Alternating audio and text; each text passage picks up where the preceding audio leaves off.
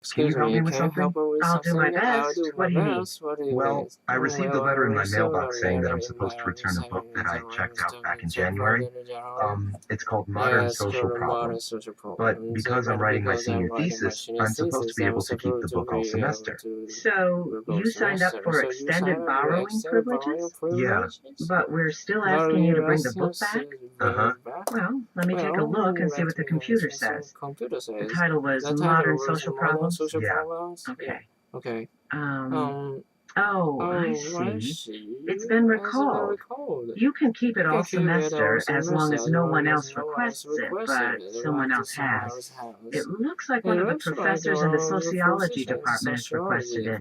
So you have to bring it back, even though you've got extended borrowing privileges. You can check out the book again when it's returned in a couple of weeks. But I really need this book right now. Do you need all of it, or is there a certain section or chapter you're working in? I guess there's one particular chapter I've been using lately for a section of my thesis. Why? Well, you can photocopy up to one chapter of the book. Why don't you do that for the chapter you're working on right now? And by the time you need the rest of the book, maybe it'll have been returned. We can even do the photocopying for you because of the circumstances. Oh, well, that would be great. I see you've got some books there. Is that the one you were asked to return? No. I left it in my dorm room. These are books I need to check out today. Is it okay if I bring that one by in a couple of days? Actually, you need to return it today. That is, if you want to check out those books today. That's our policy. Oh, I didn't know that. Yeah, not a lot of people realize that. In fact, every semester we get a few students who've had their borrowing privileges suspended completely because they haven't returned books. They're allowed to use books only in the library. They're not allowed to check anything out because of unreturned books. That's not good. I guess I should head back down to the dorm right now then. But before you go, what you should do is fill out a form requesting the book back in 2 weeks. You don't want to waste any time getting it back. Thanks a lot. Now I don't feel quite so bad about having to return the book. So, continuing our discussion of desert lakes, now I want to focus on what's known as the empty quarter. The empty quarter is a huge area of sand that covers about a quarter of the Arabian Peninsula.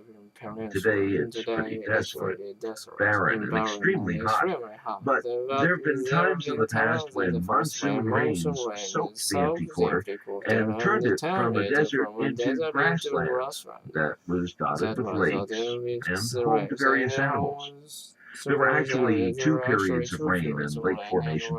The first one began about 37,000 years ago, and the second one dates from about 10,000 years ago.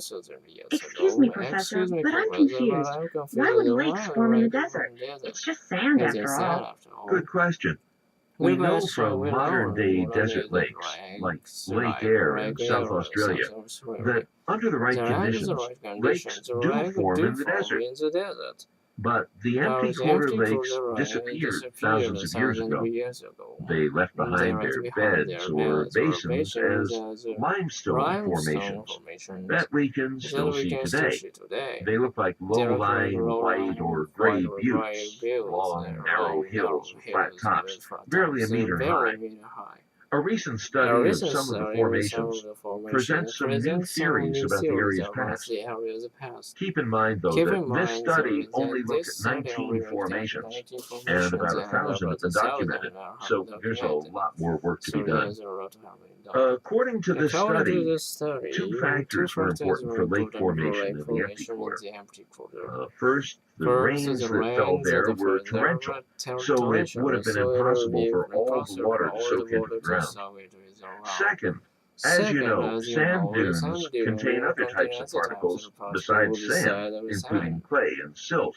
Now, when the rain fell, water ran down the sides of the dunes, carrying clay and silt particles with it. And wherever these particles settled, they formed a pan, a layer that water couldn't penetrate. Once this pan formed, further runoff collected and formed a lake. Now, the older lakes, about half the formations, the ones that started forming 37,000 years ago, the limestone formations we see They're up to a kilometer long, but only a few meters wide, and they're scattered along the desert floor in valleys between the dunes. So the theory is the lakes formed there on the desert floor in these long, narrow valleys. And we know, because of what we know about similar ancient desert lakes, we know that the lakes didn't last very long, from a few months to a few years on average.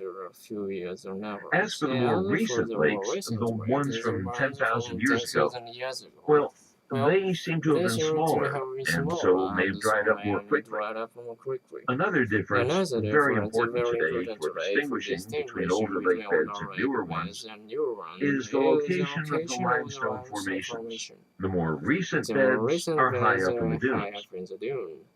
Why these differences? Well, there are some ideas about that, and they have to do with the shapes of the sand dunes when the lakes were formed. 37,000 years ago, the dunes were probably nicely rounded at the top, so the water just ran right down their sides to the desert floor. But there were thousands of years of wind between the two rainy periods, reshaping the dunes. So during the second rainy period, the dunes were kind of chopped up at the top, full of hollows and ridges, and these hollows would have captured the rain right there on the top. Now, in a grassland and lake ecosystem, we'd expect to find fossils from a variety of animals, and numerous fossils have been found, at least at these particular sites. But where did these animals come from? Well, the theory that has been suggested is that they migrated in from nearby habitats where they were already living. Then, as the lakes dried up, they died out. The study makes a couple of interesting points about the fossils, which I hope will be looked at in future studies.